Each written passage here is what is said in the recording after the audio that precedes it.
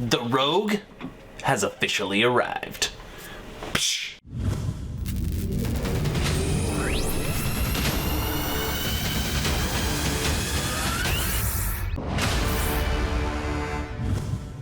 Hello everyone, and welcome to Action RPG. I'm your host Aaron, and for today's video we are headed back to the world of Last Epoch. The good old people at 11th Hour Games have officially dropped on us patch 0.8, which gives us the highly anticipated rogue class. Now this update is massive, and I will be doing a full breakdown for you. As always, I will share my thoughts. Please feel free to share yours in the comment section below, and don't forget to subscribe to support smaller channels. Alright, let's jump right into this. Right now I'm on the official Last Epoch website under patch notes. Now to give you an idea of just how large 0.8 is, here is the table of contents. Yes, the table of contents for this update.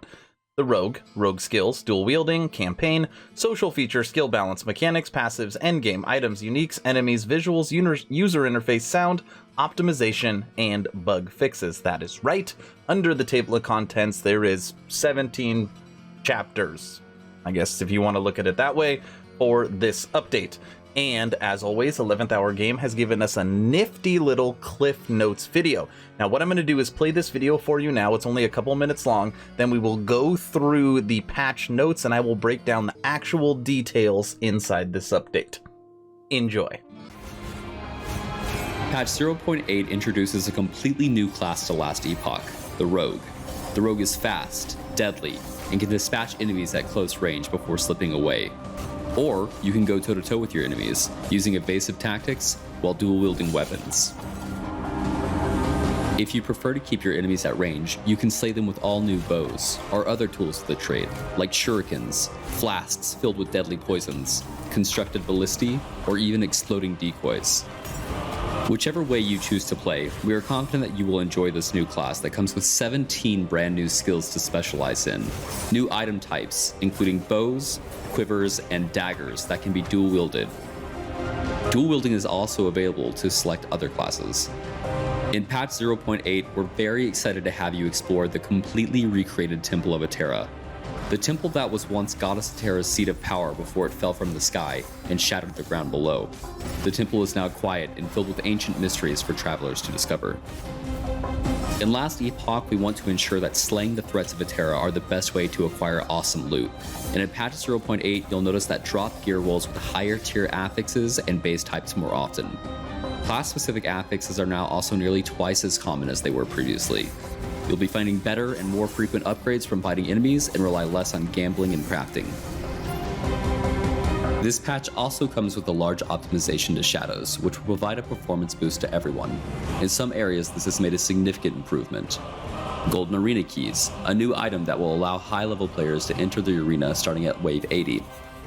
And a ton of UI updates and improvements that will be helpful to new and veteran players alike. This patch comes with a lot of back-end infrastructure updates as we prepare for multiplayer. We have updated our website and account management tools, recreated the chat and friend system from the ground up, and we've launched the first version of the game API that we aim to make available to the community in the future, along with many other back-end upgrades. We'll be providing a community update on where we are with multiplayer in just a couple short weeks. It's been an incredible year of growth and progress for Last Epoch and the team at 11th Hour, and we really appreciate all your support and help getting us here. We're more confident than ever that Last Epoch will be the next great action RPG for you to enjoy for years to come. We hope that you have a great end of 2020, and we'll see you in Atera.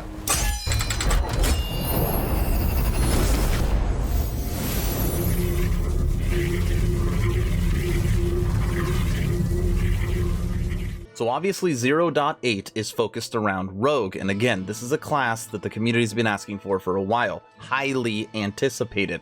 Now the base class will have 9 different skills that will all have specialization trees. The Blade Dancer will have 4 skills that'll have specialization trees, and the Marksman will have 4 skills that all have specialization trees. I'm pretty sure 11th Hour Games is done dropping skills that won't have a tree for you to build off of. I think that was only really early access. Now, as of this weekend, I will begin building my rogue. I'm going for marksman, and my idea is I'm going to try and make an old school D2 Amazon, that kind of guided arrow build. And it's funny that they actually use multi-shot, which is the same name of the skill in D2. So we're going to see how that goes. I'm really, really excited to start a rogue class because it's always a whole lot of fun. Dual wielding, I talked about this during my patch preview. Now again, only melee classes can take part in dual wielding. So that's why it's axe, swords, daggers is all you're going to see on here. Now there is some people that are upset that the Acolyte will not get dual wielding, and that's because Lich builds normally use melee, right? So unfortunately, Acolyte, as of right now, you cannot dual wield. Only Primalist, Rogues, Sentinels, and Spellblades. Social features have been completely revamped inside the game. Now, this is just me giving you an educated guess. This is just my opinion, okay? But I feel like they're completely revamping social features now to prepare for multiplayer, because the social features right now are practically non-existent. And we are hoping that in 0.9, they give us multiplayer. 11th hour games, please. We're ready for it. Okay, chat. It's basically been completely redone. Now you'll be able to whisper, you'll be able to reply, you'll be able to add friends and block friends, okay? Under H, if you hit H, it'll pull up your social window. It has improved stability, and this is where you would manage all of your social interactions.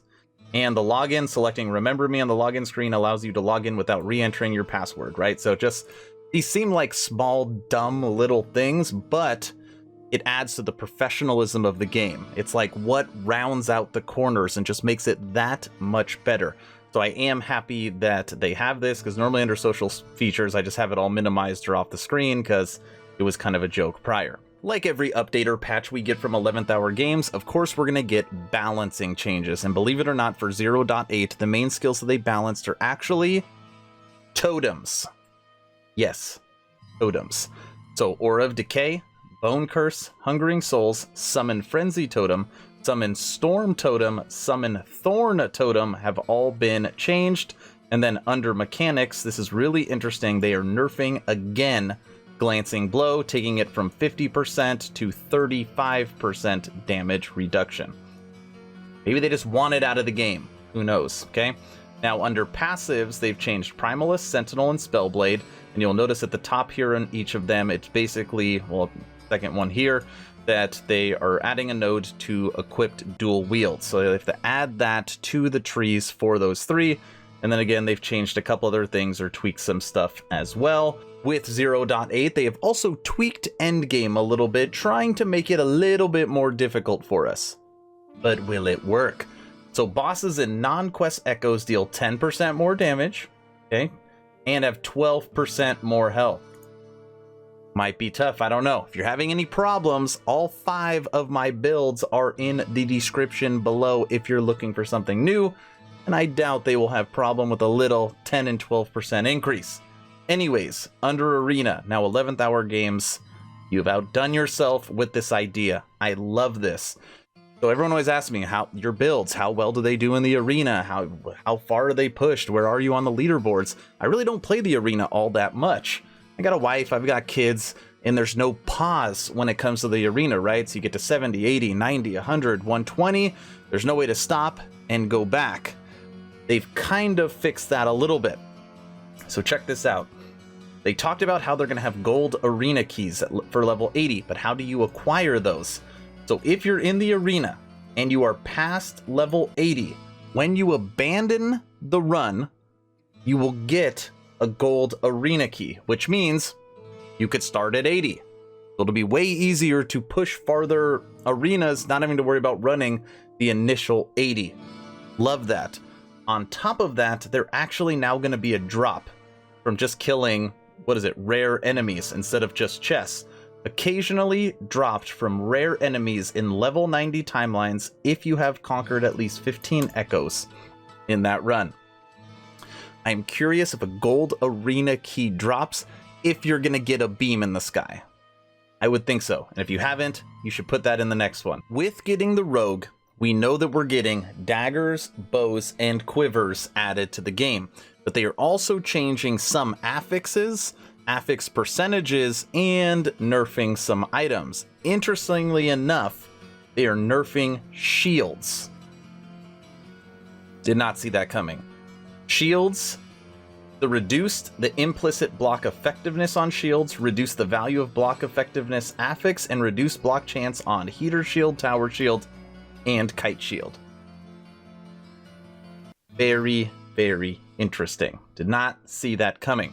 Now, other affix changes, and obviously there is a lot of them here. The ones that are most notable, most affixes on one-handed weapons are 17% more powerful. So again, boosting one-handed, and a lot of people are going to be using dual wielding, so that's huge. And then most affixes on catalysts and shields are 17% more powerful, with the exception of shield and block chance. Again, up here, they're nerfing shields for some reason. I'm sure their internal statistics are showing that maybe a lot of people are using shields. Who knows? Under uniques, we're getting 8 new uniques and a new 3-piece armor set. Mainly these items are for the rogue class. And then the Eye of Reen. Now this I saw coming. They are nerfing this unique item, which a lot of people use, and a lot of people were talking about, I can't wait to use 2 with dual wield.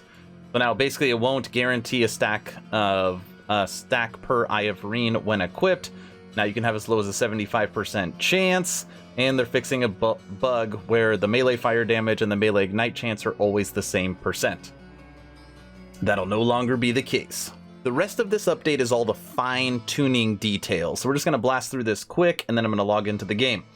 You heard enemy drop rates are going to be better. That's good. They're going to be boosting healths on lots of different enemies, trying to make it harder for us. They're going to fix screen shake. I've literally always had this turned off because it's never worked right. They're improving the user interface, including giving us a new game logo. This is what the new game logo looks like. Looks clean. You'll see it on all their videos. Improving sound, optimization, and then a whole slew of bug fixes. So mechanics, skills, items, enemies, levels, and visuals. And that is 0.8. We are officially logged into 0.8, and I'm going to show you something that I bet you 99% of people did not notice. So we're under character creation right now, and obviously the spot that was opened is now filled by the rogue class.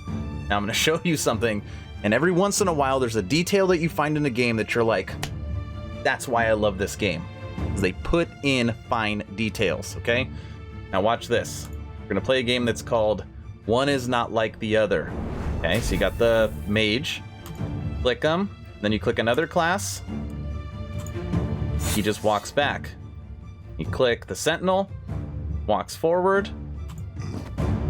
Click the Primalist, he walks back. Okay? Click the Acolyte, floats forward.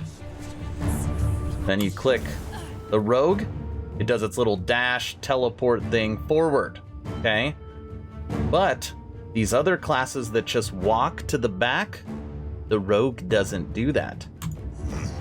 It teleports or does its little dash thing to the back. I know that sounds so silly. I love details like that. Every other class, it just goes back to the back. Not the Rogue. Forward, same way back. Awesome. In the slums of Majelka, I survived by my skill and cunning, a rogue for hire. The wealthy of the city found me useful in making problems disappear. One job changed everything. A disguised Nagasa woman hired me for a hit on the vessel maiden Apophis. The day came. It was her first appearance to the public. My bow was ready. Apophis was in my sight, but just as I was about to loose the arrow, I realized that she was none other than the woman who hired me. Was this a trap? Some game among the priestesses? I wanted no part of it, so I fled. I now travel to Welvin, looking to put this kind of trouble behind me. Art looks good. Why didn't she take the shot? She's got a good heart. True hero right there. All right, everybody, this is where I leave you and start my own journey on my 6th build guide, the Rogue Marksman, which I cannot wait to dive into.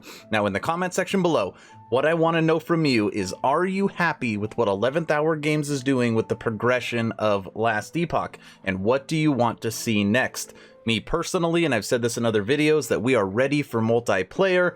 I don't think they need to work on any other content or fixes for the game and get us multiplayer. We are ready for it. I want to experience Last Epoch with friends, family, and my gaming community. Now, if you haven't joined the official Action RPG Discord, please do so. We're now getting close to 450 members. Great conversations every day. The idea is to create a gaming community that could jump from game to game together, so you never start the server alone. Link for that Discord is in the description.